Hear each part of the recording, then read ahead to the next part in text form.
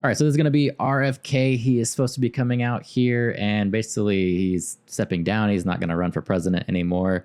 Supposedly, he's going to be endorsing Trump in this speech. So let me go ahead and see what he has to say. To bring on Robert F. Kennedy Jr. That was a really quick introduction. I'm sorry to keep everybody waiting. Anything. 16 months ago, in April of 2023, I launched my campaign for President of the United States.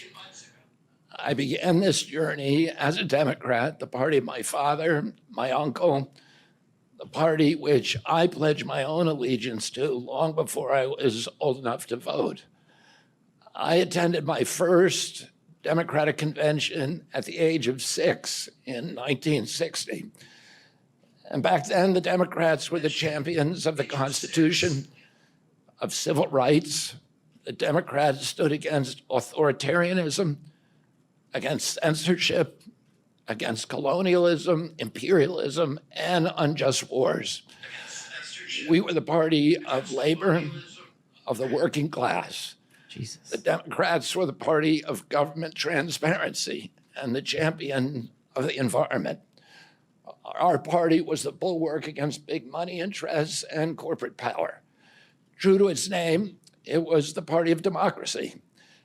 As you know, I left that party in October because it had departed so dramatically from the core values that I grew up with.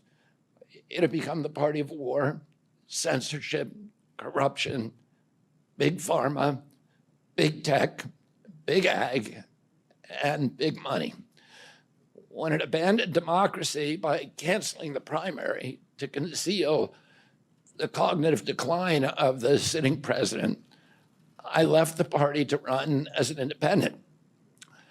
The mainstream of American politics and journalism derided my decision. Conventional wisdom said that it would be impossible even to get on the ballot as an independent because each state poses an insurmountable tangle of arbitrary rules for collecting signatures.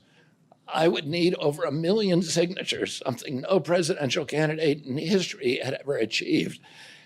And then I'd need a team of attorneys and millions of dollars to handle all the legal challenges from the DNC. The naysayers told us that we were climbing a glass version of Mount Impossible. So the first thing I want to tell you is that we proved them wrong. We did it because beneath the radar of mainstream media organs, we inspired a massive independent political movement.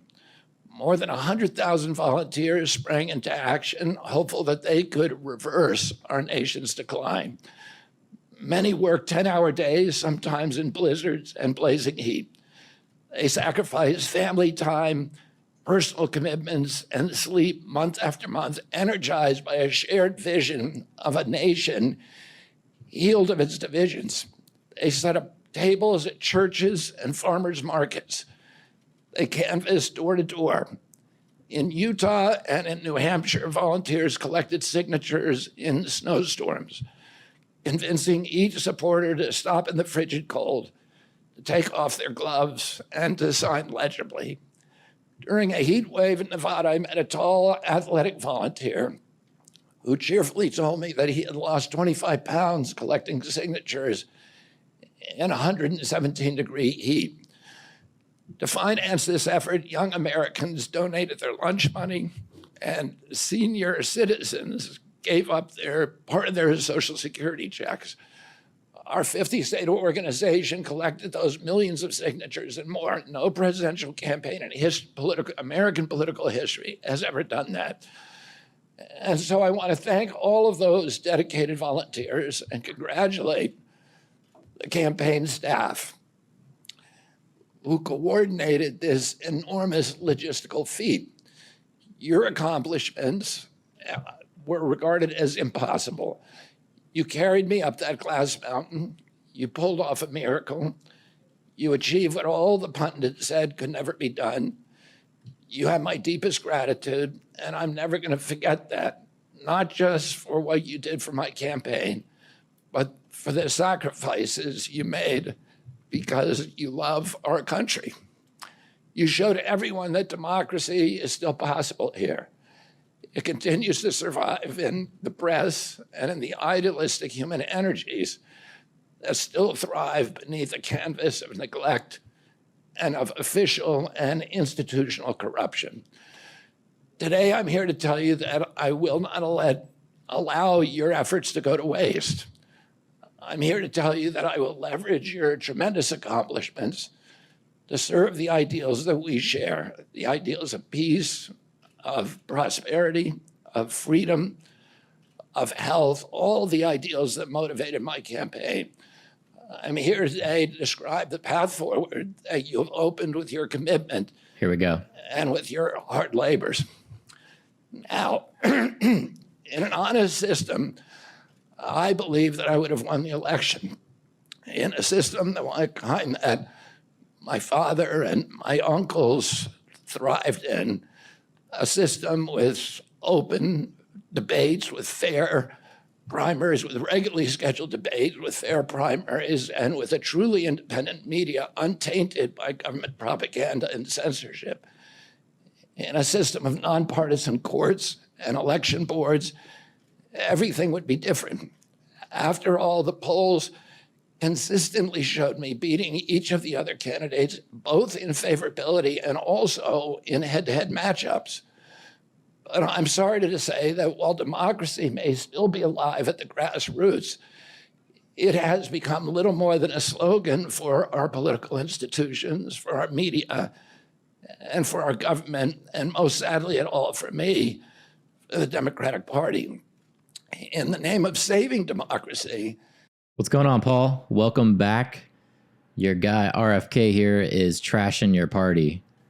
The Democratic Party set itself to dismantling it, lacking confidence in its candidate, that its candidate could win in a fair election at the voting booth. The DNC waged continual legal warfare against both President Trump and myself.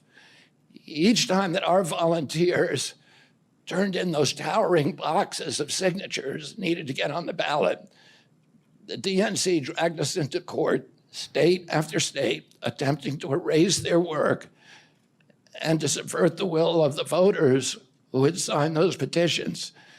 It deployed DNC-aligned judges to throw me and other candidates off the ballot and to throw President Trump in jail. It ran a sham primary that was rigged to prevent any serious challenge to President Biden. Oh, yeah, they did everything in their power to stop his campaign. That's what Nicole said. Also, she's donated over $100 million to the DNC her lifetime, and they never reached out to her unless they needed more money. Yeah, you got to keep fueling that machine. Paul says we don't claim him. Well, clearly, look at what they're doing to him. I would vote RFK for talking all this shit right now. He's not holding back. I mean, he's just telling his truth. You know, this is exactly what happened to him. And even, you know, we just read from the media, they're reporting the same thing, which is kind of weird because it's against the Democrats, but they're actually kind of turning on them a little bit. You see them actually pushing back on Harris a little bit now with her like price control policies. They're actually coming out and saying this is a really dumb idea. So things are interesting. The world's turning. A lot of change going on. Then when a predictably bungled debate performance precipitated the palace coup against President Biden, the same shadowy DNC operatives appointed his successor, also without an election. They installed a candidate who was so unpopular with voters that she dropped out in 2020 without winning a single delegate. My uncle and my father both relished debate. They prided themselves on their capacity to go toe-to-toe with any opponent in the battle over ideas. They would be astonished to learn of a Democratic Party presidential. AP News has a great fact check article on Harris. Is that the one from the DNC? Because I just pulled that one up not too long ago. Nominee who, like Vice President Harris, has not appeared in a single interview or an unscripted encounter with voters for 35 days. This is profoundly undemocratic. How are people to choose when they don't know whom they are choosing. And how can this look to the rest of the world? My father and my uncle were always conscious of America's image abroad because of our nation's role as the template for democracy, the role model for democratic processes, and the leader of the free world. Instead of showing us her substance and character, the DNC and its media organs engineered a surge of popularity for Vice President Harris based upon, well, nothing. No policies, no interviews, no debates, only smoke and mirrors and balloons in a highly produced Chicago circus. There in Chicago, a string of Democratic speakers mentioned Donald Trump 147 times just on the first day. Oh, who needs a policy when you have Trump to hate? In contrast, at the RNC convention, President Biden was mentioned only twice in 4 days. Paul, what's your counter argument to this? Because to me, he's making a lot of good points. I do interviews every day. Many of you have interviewed me. Anybody who asks gets to interview me. Some days I do as many as 10. President Trump, who actually was nominated and won an election, also does interviews daily. How did the Democratic Party choose a candidate that has never done an interview or debate during the entire election cycle? We know the answers. They did it by weaponizing the government agencies. They did it by abandoning democracy. They did it by suing the opposition and by disenfranchising American voters. What most alarms me isn't how the Democratic Party conducts its internal affairs or runs its candidates. What alarms me is the resort to censorship and media control and the weaponization of the federal agencies. When a US president colludes with or outright coerces media companies to censor political speech, it's an attack on our most sacred right of free expression, and that's the very right upon which all of our other constitutional rights rest. President Biden mocked Vladimir Putin's 88% landslide in the Russian elections, observing that Putin and his party controlled the Russian press and that Putin prevented serious. Imagine all the trash talk tonight if he is Trump's special guest. Yeah, I mean, they're already trashing him anyway. I'm sure they're going to double down. It's going to be pretty bad, but they already hate this guy. Well, Dems are happy with their choice of candidate. I'm not saying that they're not happy with their choice, but what do you have to say about him saying pretty much the Democrats censored his election, didn't allow him to run? They are using the media as a tool to silence people. They are suing Trump, who is the front running Republican candidate, to try to get him to not run because of how popular he is. What do you have to say about the topics that he's bringing up? I think both of us knew that this guy was not going to win. He was not going to be the Democratic candidate. He was never going to win as a third party. That's not even in question. We don't care about that. His opponents from appearing on the ballot. But here in America, the DNC also prevented opponents from appearing on the ballot. And our television networks expose themselves as Democratic Party organs over the course of more than a year in a campaign where my poll numbers reached at times in the high 20s. The DNC-aligned mainstream media networks maintain a near perfect embargo on interviews with me. During his 10-month presidential campaign in 1992, Ross Perot gave 34 interviews on mainstream networks. In contrast, during the 16 months since I declared, ABC, NBC, CBS, MSNBC, and CNN combined gave only 2 live interviews from me. Those networks instead ran a continuous deluge of hit pieces with inaccurate, often vile, pejoratives and defamatory smears. Some of those same networks and colluded with the DNC to keep me off the debate stage. Representatives of those networks are in this room right now, and I'll just take a moment to ask you to consider the many ways that your institutions have abdicated this really sacred responsibility, the duty of a free press to safeguard democracy and to challenge always the party in power. Instead of maintaining that posture of fear, skepticism toward authority, your institutions have made themselves government mouthpieces and stenographers for the organs of power. You didn't alone cause the devolution of American democracy, but you could have prevented it. The Democratic Party's censorship of social media was even more of a naked exercise.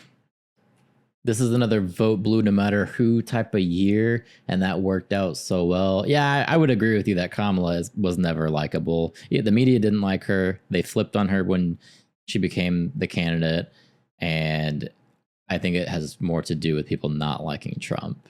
I don't think people actually do like her. I think they don't like Trump, which that's a fair argument. I don't buy his narratives. I think Trump is guilty of all the shit he's getting charged with and doesn't think any rules apply to him. You don't believe that the Democrats actually tried to stop him from running? I don't know. It seems weird, man, because he was a Democrat and they don't even want him on stage. It just, come on. That would be too much of a coincidence. The Trump being guilty stuff, we could look into actually what he's being charged with. A lot of it, from what I've seen, it's petty. What they're actually trying to like put him through. At least the last one I heard, they're trying to like get after him for the porn star thing, and actually became like a accountant issue. Like a lot of that's just petty. No, I don't. No, you don't what? This guy is pissed. He is talking. He's taking the gloves on. Yeah, he looks pretty upset about this. And that's probably why he's going to endorse Trump tonight.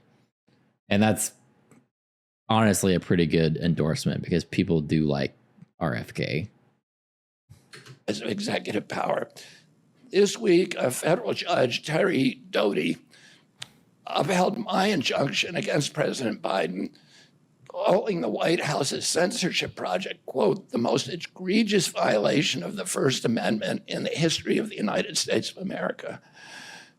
Doty's previous 155-page decision details how just 37 hours after he took the oath of office, swearing to uphold the Constitution, President Biden and his White House opened up a portal and then invited the CIA, the FBI, CISA, which is a censorship agency. It's the center of the censorship industrial complex, DHS, the IRS, and other agencies to censor me and other political dissidents on social media. Even today, users who try to post my campaign videos to Facebook or YouTube get messages that this content violates community standards. 2 days after Judge Doty rendered his decision this week, Facebook was still attaching warning labels to an online petition calling on AB. So here's the facts, Paul. CNN is even reporting this. This is back in June. It says, as RFK pushes to gain ballot access in all 50 states, Democrats are ramping up their efforts to block the independent presidential candidate by filing legal challenges seeking to get his ballot petitions thrown out in several states. And it goes on to say the Democrat National Committee and the Clear Choice PAC, a super PAC backing President Joe Biden that is focused on countering third-party candidates, have objected to Kennedy's ballot access in 4 states in the last month. Some of those challenges have been filed in key battleground states such as North Carolina, Nevada, while others are focused on his petitions in traditionally Democratic strongholds. So it is true. They have, I mean, there's going to be evidence that there is legal pushback trying to get this guy not to run. So that's why I would say I do believe he is being censored. I don't think we can really deny that. And I'm not even saying that the like Republicans wouldn't do the same thing if they had a third party candidate that was liked and needed to be taken out because he threatened Trump's candidacy. Trump just needs to take this and not mess it up, which he very well could. Yeah, he could totally fumble this. We don't know who's going to win at this point. The election cycle is so close when you look at these polls. Trump cries about the Hunter laptop being sidelined on social media site for a couple of days, yet Trump is cheating on his wife with a porn star, more likely to affect the outcome than the laptop. Yeah, I'm not saying that Trump is a perfect person or he doesn't, or even like a good role model. I'm not even saying that at all. What I am saying is it is pretty obvious that the Democrats did try to block RFK's candidacy. I don't think you can really deny that. I'm not sure on the party inner workings. I mean, it's reported right here. There's lawsuits that we can look at where they tried to block him. So again, it's kind of hard to deny it. And like I said, Republicans would do the same thing.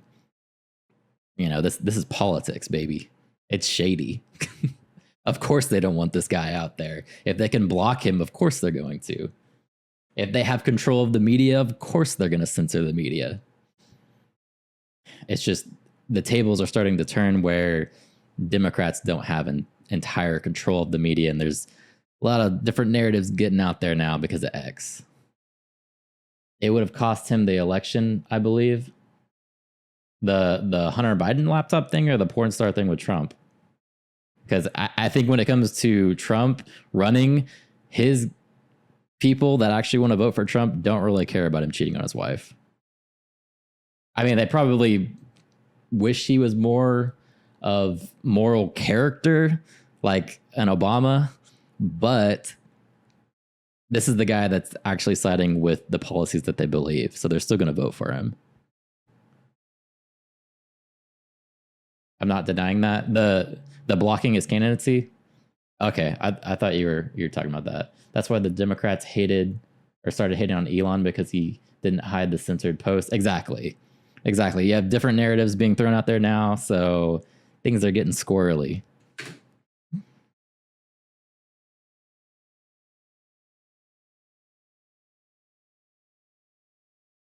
DC to include me in the upcoming debate. They said that violates community standards, their community standards. The mainstream media was once the guardian of the First Amendment and democratic principles, and it's joined this systemic attack on democracy. It also, the media justifies their censorship on the grounds of combating misinformation. But governments and oppressors don't censor lies. They don't fear lies.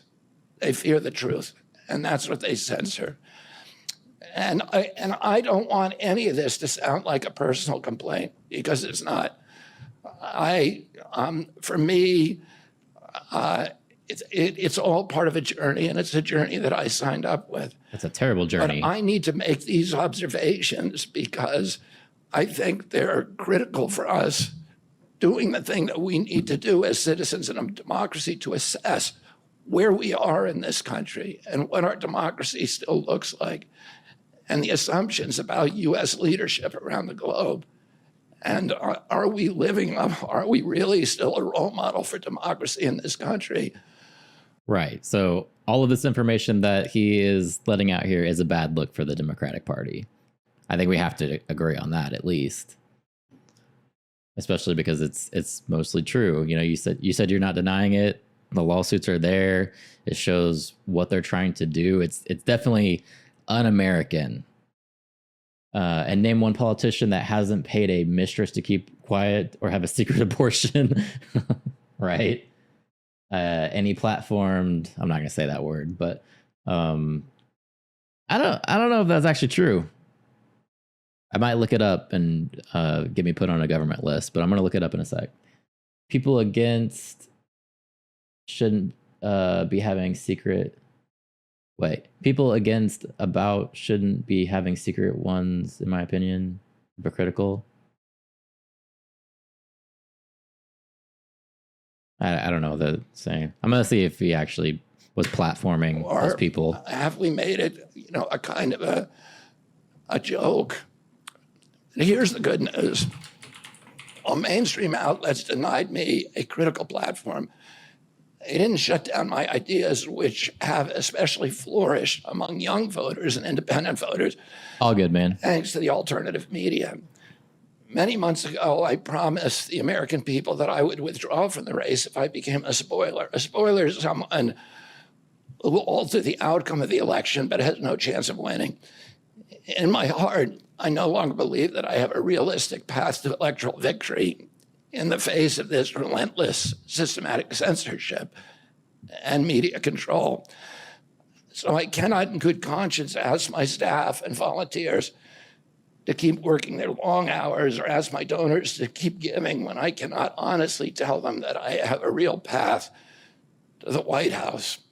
Furthermore, our polling consistently showed that by staying on the ballot in the battleground states, I would likely hand the election over to the Democrats with whom I disagree on the most existential issues: censorship, war, and chronic disease. Oh, I want everyone to know that I am not. So the first thing that I pull up says Democrats and many in the media love to repeat false claims that the president, and they're talking about Trump at the time, praised white supremacists in Charlottesville. Joe Biden even launched his campaign on this entirely fake news. As CNN's Jake Tapper has said, President Trump did not call neo-Nazis or white supremacists very fine people. And then there's a quote from Jake Tapper. It says, elsewhere in those remarks, the president did condemn neo-Nazis and white supremacists. So he's not saying that neo-Nazis and white supremacists are very fine people. There's a quote from Trump, and it says, I'm not talking about the neo-Nazis and the white nationalists because they should be condemned totally. So just the first thing that I'm pulling up here, that's saying it's false. Terminating my campaign. I am simply suspending it and not ending it. My name, my name will remain on the ballot in most states. If you live in a blue state, you can vote for me without harming or helping President Trump or Vice President Harris. In red states, the same will apply. I encourage you to vote for me. And if enough of you do vote for me, and neither of the major party candidates win 270 votes, which is quite possible. In fact, today our polling shows them tying at 269 to 269. And I could conceivably still end up in the White House in a contingent election. But in about 10 battleground states, where my presence would be a spoiler, I'm going to remove my name. And I've already started that process and urge voters not to vote for me. It's with a sense of victory and not defeat that I'm suspending my campaign activities. Not only did we do the impossible. That was one of Trump's comments taken out of context. That's what it sounds like. I don't see him platforming Nazis, at least anything that I can find so far. I'm going to say that one's probably false. Wink, wink, Trump is a master at creating plausible deniability. Yeah, but that was from a CNN interview. Jake Tapper is from CNN. So if Trump actually did say that, CNN's not going to run with what Trump wants people to see. They're going to run with what sells more. Well, by collecting 1 million signatures, we changed the national political conversation forever. Chronic disease, free speech, government corruption, breaking our addiction to war have moved to the center of politics. I can say to all who have worked so hard the last year and a half, thank you for a job well done. 3 great causes drove me to enter this race in the first place, primarily. And these are the principal causes that persuaded me to leave the Democratic Party and run as an independent. And now to throw my support to President Trump. The causes were free speech, the war in Ukraine, and the war on our children. But I was talking about Elon on Twitter. So I was talking about when you said Trump platforms Nazis. I don't know what about Elon on Twitter. Are you saying Elon's platforming Nazis? All politicians listen for keywords like saving taxpayers sound with less taxes. That's not true. It means they spend the money somewhere else. Exactly. You're not getting any of that money back. They got to pay for Ukraine. I've already described some of my personal experiences and struggles with the government's censorship industrial complex. I want to say a word about the Ukraine war. The military industrial complex has provided us with a familiar comic book justification, like they do on every war, that this one is a noble effort to stop a supervillain, Vladimir Putin, invading the Ukraine and then to thwart his Hitler-like march across Europe. In fact, tiny Ukraine is a proxy in a geopolitical struggle initiated by the ambitions of the US neocons for American global hegemony. I'm not excusing Putin for invading Ukraine. He had other options. But the war is Russia's predictable response to the reckless neocon project of extending NATO to encircle Russia, a hostile act. The credulous... You're saying you meant Elon and why the Dems don't like him. So you're saying Democrats don't like Elon because he's platforming Nazis? Media rarely explain to Americans that we unilaterally walked away from 2 intermediate nuclear weapons treaties with Russia and then put nuclear-ready Aegis missile systems in Romania and Poland. This is a hostile act. And that the Biden White House repeatedly spurned Russia's offer to settle this war peacefully. The Ukraine war began in 2014 when U.S. agencies overthrew the democratically elected government of Ukraine and installed a hand-picked pro-Western government that launched a deadly civil war against ethnic Russians in Ukraine. In 2019, America walked away from a... On a side note, why are all middle-aged single women RNs? That seems to be all the single women I meet. It's a good job. Platforming white supremacists, conspiracy theorists. Yeah, I don't know. I don't see that argument for hating Twitter or X or whatever you want to call it. I mean, anybody can get on there. Anybody can say what they want. I don't really consider that platforming Nazis.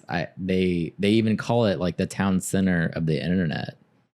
So it's a place where anybody can go and share their ideas. And there is censorship on X actually. So I don't think hate speech like white supremacy is actually supposed to be on there. I think that's probably in their terms of service, even though I would agree with you that it does slip by. I'm sure there's stuff out there for it.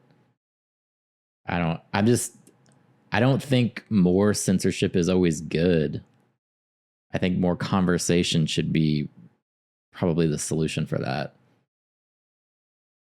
Peace treaty, the Minsk agreement, that had been negotiated between Russia and Ukraine by European nations. And then in April of 2022, we wanted the war. In April of 2022, President Biden sent Boris Johnson to Ukraine to force President Zelensky to tear up a peace agreement that he and the Russians had already signed, and the Russians were withdrawing troops from Kiev and Donbass and Lugansk. And that peace agreement would have brought peace to the region and would have allowed Donbass and Lugansk to remain part of Ukraine. President Biden stated that month that his objective in the war was regime change in Russia. His Defense Secretary, Lloyd Austin, simultaneously explained that America's purpose in the war was to exhaust the Russian army, to degrade its capacity to fight anywhere else in the world. I really enjoy a good conspiracy theory, not the wreck your brainwave tinfoil hat theories, but if something down sounds plausible, I'll enjoy looking into that. Yeah, me too. I like a good conspiracy theory. Even if it's stupid, it's fun. I like talking about them. I don't necessarily believe them, but they're fun for sure. But I also don't like mainstream media, so that's how I get to streamers like this. Yeah, and we're just a bunch of people sitting around telling our ideas, having conversations about it. These objectives, of course, have nothing to do with what they were telling Americans about protecting Ukraine's sovereignty. Ukraine is a victim in this war, and it's a victim of the West. Since then, of Russia and both Russia and the West. Since then, we have, since tearing up that agreement, forced Things are often not what they seem. And see, that's why conspiracy theories are so fun. Because maybe it's true. You know? Zelensky to tear up the agreement. We've squandered the flower of Ukrainian youth, as many as 600,000 Ukrainian kids and over 100,000 Russian kids, all of whom we should be mourning, have died, and the Ukraine's infrastructure is destroyed. The war has been a disaster for our country as well. We squandered nearly $200 billion already, and these are badly needed dollars in our communities, suffering communities all over our country. The Nord Stream pipeline sabotage and the sanctions have destroyed Europe's industrial base, which formed the bulwark of U.S. national security. A strong Germany with a strong industry is a much, much stronger deterrent to Russia, and a Germany that is deindustrialized and turned into just an extension of U.S. military base. We've pushed Russia into a disastrous alliance with China and Iran. We're closer to the brink of nuclear exchange than at any time since 1962. And the neocons in the White House don't seem to care at all. Our moral authority and our economy are in shambles. And the war gave rise to the emergence of BRICS, which now threatens to replace the dollar as the global reserve currency. This is a first-class calamity for our country. Judging by her bellicose, belligerent speech last night in Chicago, Yikes. we can assume that President Harris will be an enthusiastic advocate for this and other neocon military adventures. And President Trump says that he will reopen negotiations with President Putin and end the war overnight as soon as he becomes president. This alone would justify my support for his campaign. There it is. Last summer, it looked like no candidate was willing to negotiate a quick end to the Ukraine war, to tackle chronic disease epidemic, to protect free speech, our constitutional freedoms, to clean corporate influence out of our government, or to defy the neocons and their agenda of endless military adventurism. But now one of the two candidates has adopted these issues as his own, to the point where he has asked to enlist me in his administration. Oh. I'm speaking, of course, of Donald Trump.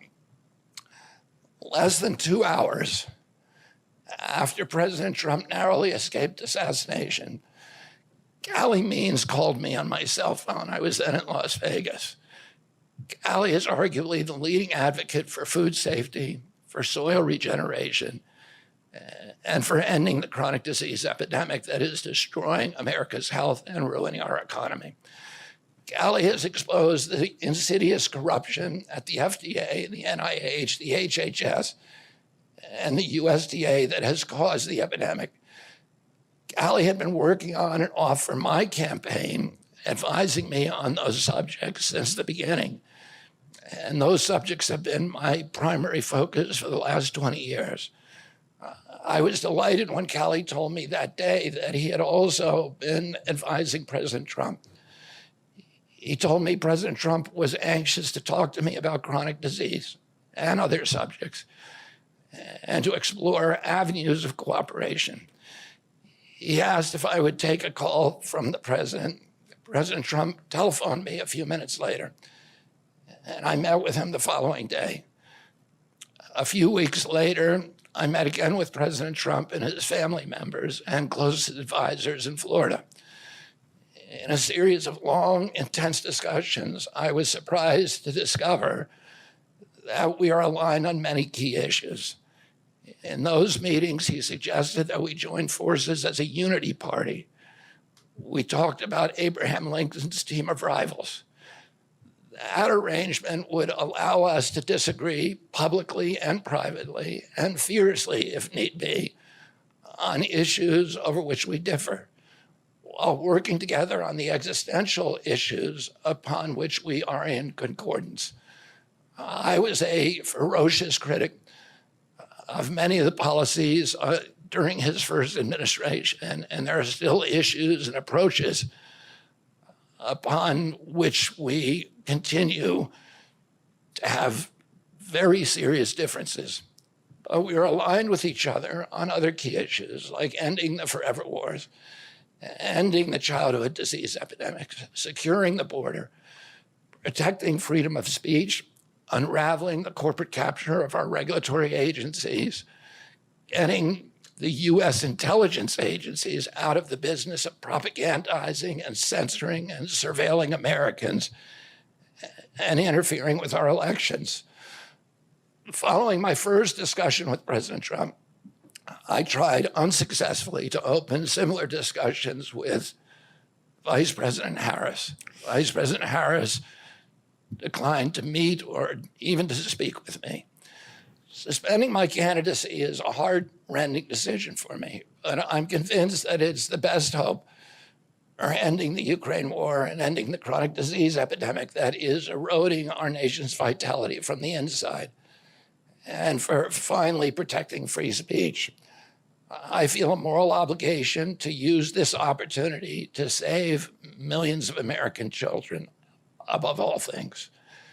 In case some of you don't realize how dire the condition is of our children's health and chronic disease in general, I would urge you to view Dr. Carlson's recent interview with Callie Means and his sister, Dr. Casey Means, who is the top graduate of her class at Stanford Medical School.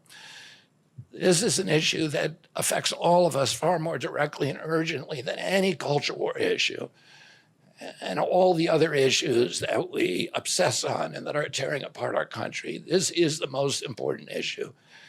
Therefore, it has the potential to bring us together. So let me share a little bit about why I believe it's so urgent. Today, 2/3, we spend more on healthcare than any country on earth, twice what they pay in Europe. And yet we have the worst health outcomes of any nation in the world. We're about 79th in health outcomes behind Costa Rica and Nicaragua and Mongolia and other countries. Nobody has a chronic disease burden like we have. And during the COVID epidemic, we had the highest body count of any country in the world. We had 16% of the COVID deaths, and we only have 4.2% of the world's population. And CDC says that's because we are the sickest people on earth. We have the highest chronic disease rate on earth. And the average American who died from COVID had 3.8 chronic diseases. So these were people who had immune system collapse, who had mitochondrial dysfunction. And no other country has anything like this. He's spot on here. 2/3 of American adults and children suffer from chronic health issues.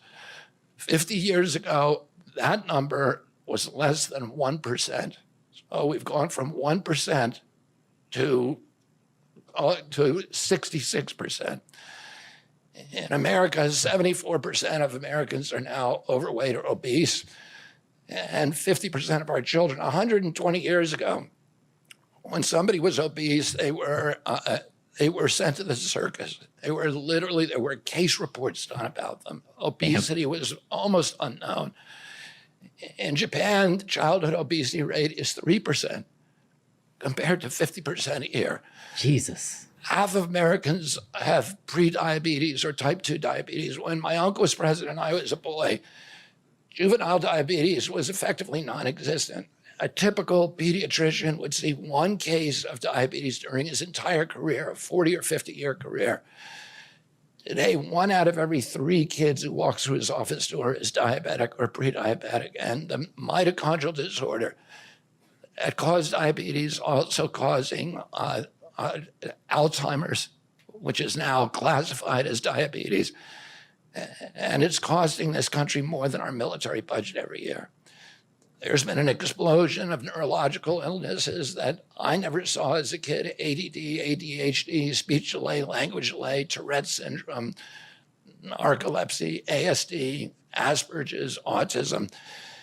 In the year 2000, the autism rate was 1 in 1,500. Now, autism rates in kids are 1 in 36, according to CDC nationally. Nobody's talking about this. Wow. 1 in every 22 kids in California has autism. And this is a crisis that 77% of our kids are too disabled to serve in the United States military. What is happening to our country? And why isn't this in the headlines every single day? There's nobody else in the world that is experiencing this. This is only happening in America. About 18%, and by the way, you know, there has been no change in diagnosis, which the industry sometimes like to say. There has been no change in screening. This is a change in incidence. In my generation, 70-year-old men, the autism rates are about 1 in 10,000. In my kids' generation, 1 in 34. I'll repeat, in California, 1 in 22. Why are we letting this happen? Why are we allowing this to happen to our children? These are the most precious assets that we have in this country. How can we let this happen to them? About 18% of American teens now have fatty liver disease. That's like 1 out of every 5. That disease, when I was a kid, only affected late-stage alcoholics who were elderly. Cancer rates are skyrocketing in the young and the old. Young adult cancers are up 79%. 1 in 4 American women is on antidepressant medication. 40% of teens have a mental health diagnosis. And 15% of high schoolers are on Adderall, and 500,000 children on SSRIs. Jesus. So what's causing this suffering? I'll name 2 culprits. First, and the worst, is ultra-processed food. About 70% of American children's diet is ultra-processed. That means industrial manufactured in a factory. These foods consist primarily of processed sugar, ultra-processed grains, and seed oils.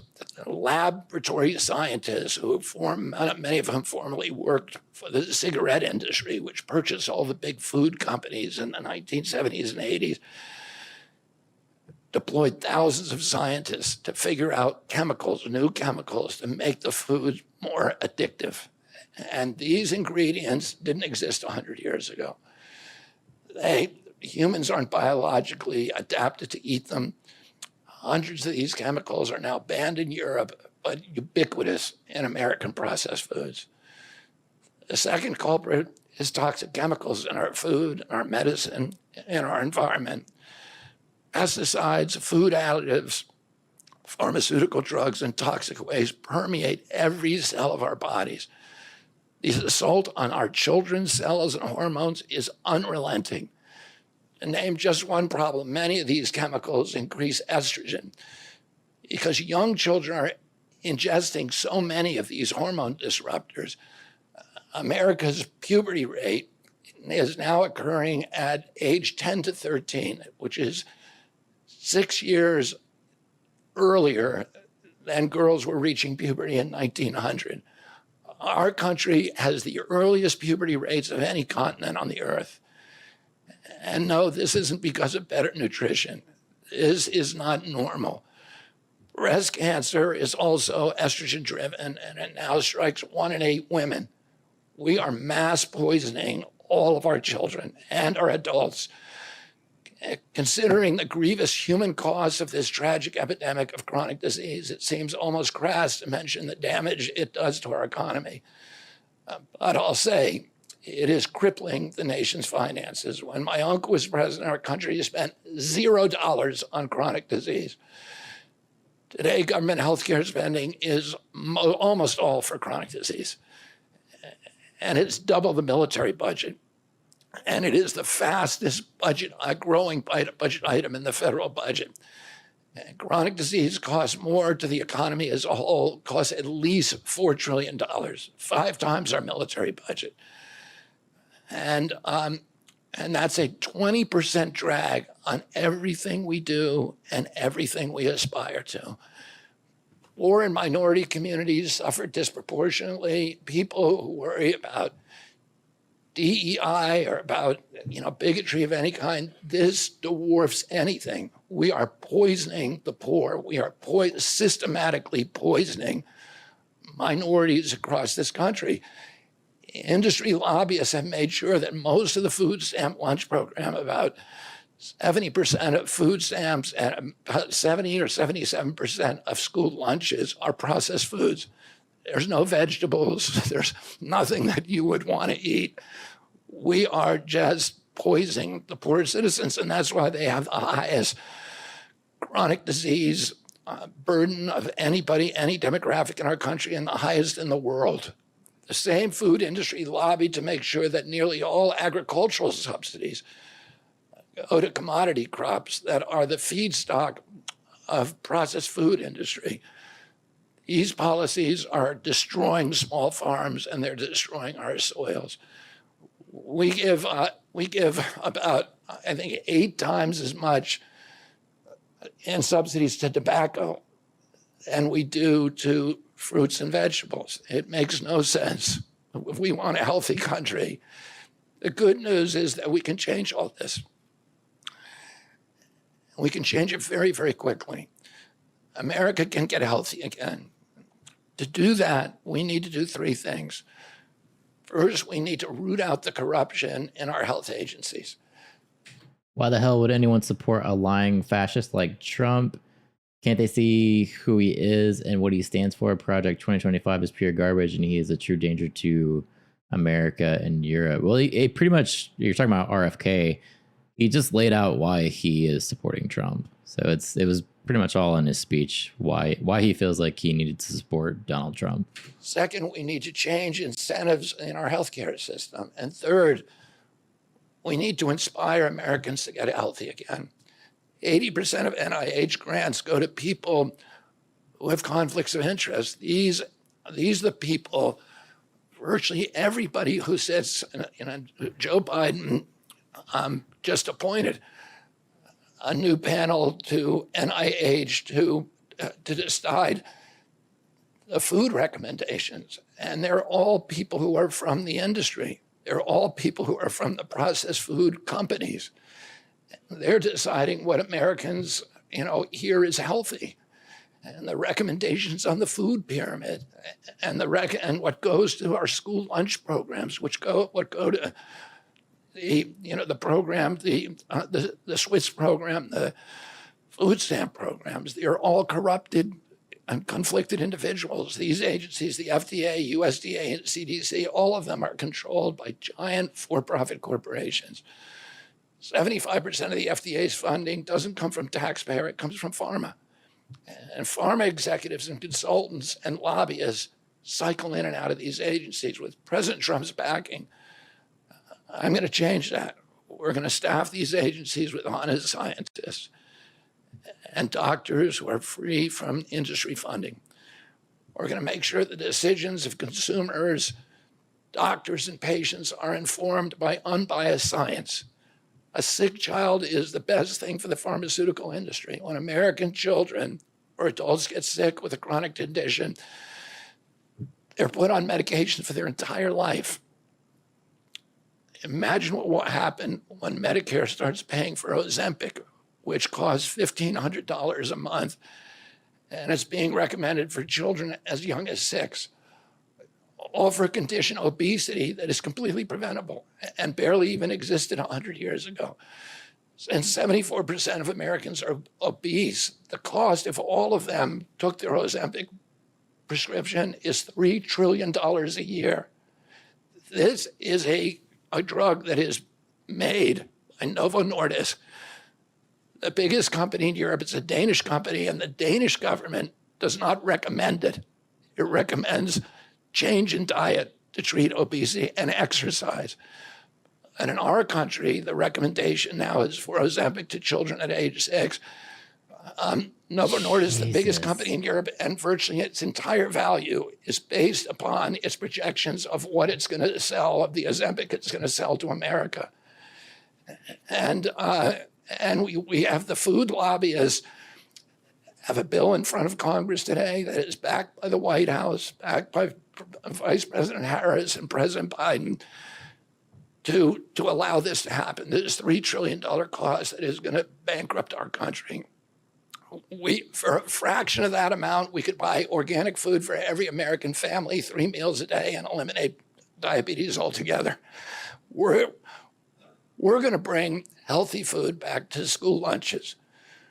We're going to stop subsidizing the worst foods with our agricultural subsidies.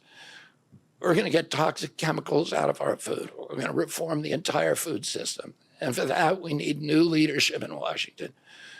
Because unfortunately, both the Democrats and the Republican parties are in cahoots with the big food producers, Big Pharma and Big Ag, which are among the DNC's major donors. Vice President Harris has expressed no interest in addressing this issue. 4 more years of Democratic rule will complete the consolidation of corporate and neocon power, and our children will be the ones who suffer most. I got involved with chronic disease 20 years ago, not because I chose to or wanted to. It was essentially thrust upon me. It was an issue that should have been central to the environmental movement. I was a central leader at that time, but it was widely ignored by all the institutions, including the NGOs, who should have been protecting our kids against toxins. It was an orphaned issue, and I had a weakness for orphans. I watched generations of children get sicker and sicker. I had 11 siblings, and I had 7 kids myself. I was conscious of what was happening in their classrooms and to their friends, and I watched these sick kids, these damaged kids. In that generation, almost all of them are damaged.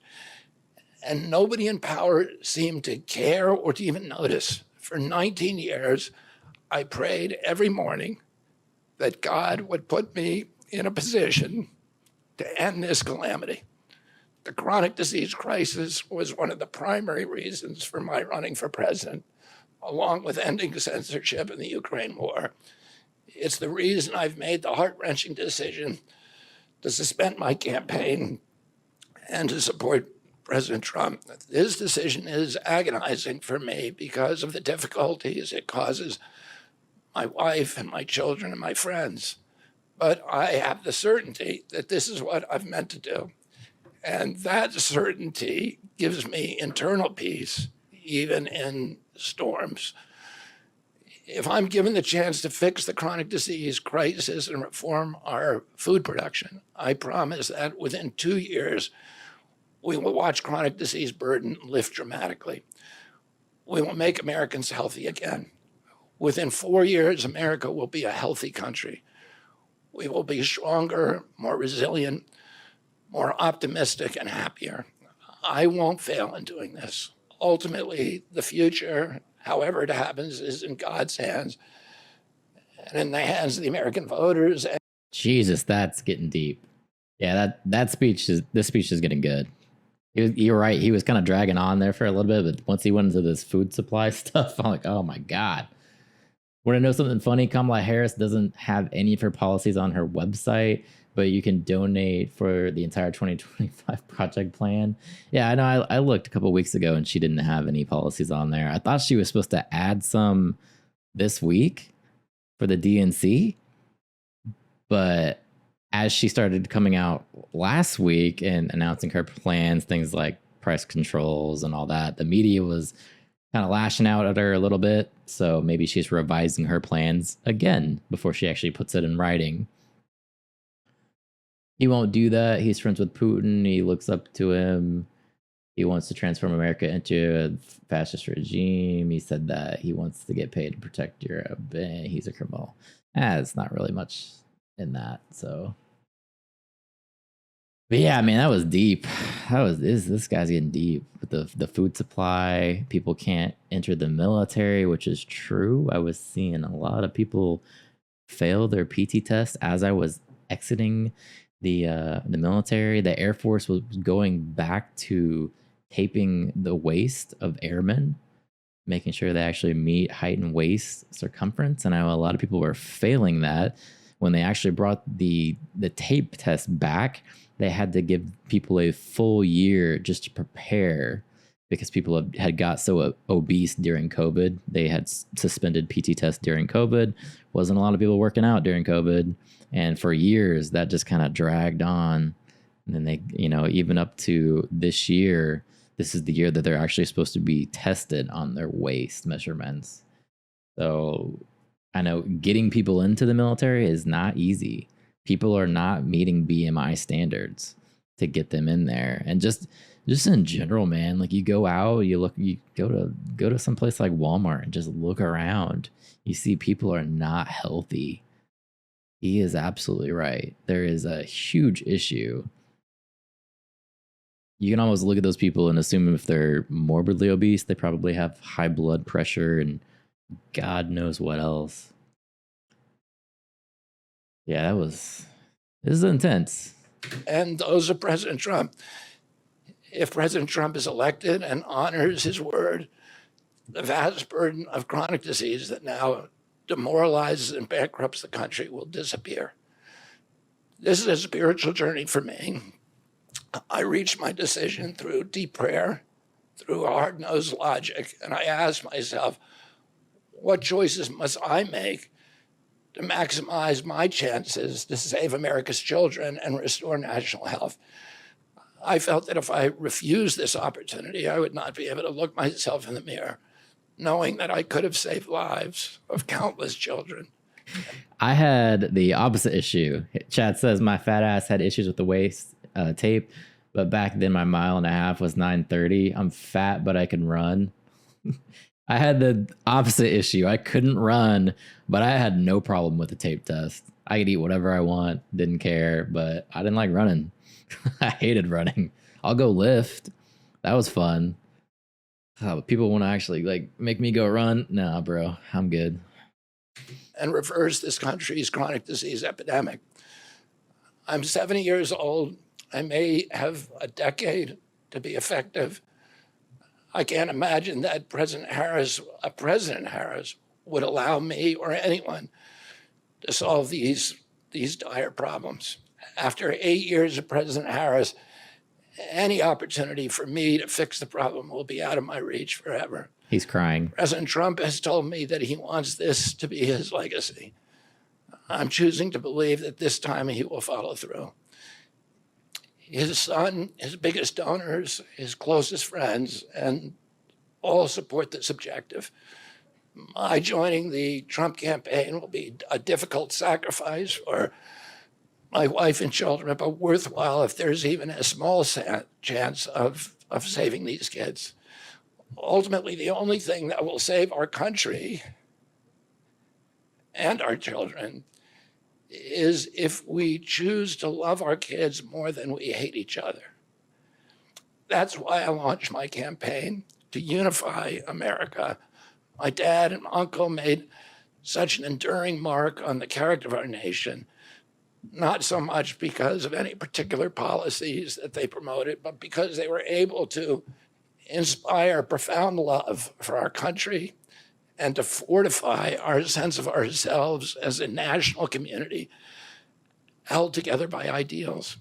They were able to put their love into the intentions and hearts of ordinary Americans and to unify a national populist movement of Americans, Blacks and whites, Hispanics, urban and rural Americans. They inspired affection and love and high hopes and a culture of kindness that continue to radiate among Americans from their memory. That's the spirit on which I ran my campaign and that I intend to bring into the campaign of President Trump. Instead of vitriol and polarization, I will appeal to the values that unite us, the goals that we could achieve if only we weren't at each other's throats. The most unifying theme for all Americans is that we all love our children. If we all unite around that issue now, we can finally give them the protection, the health, and the future that they deserve. Thank you all very much. Wow. That's intense.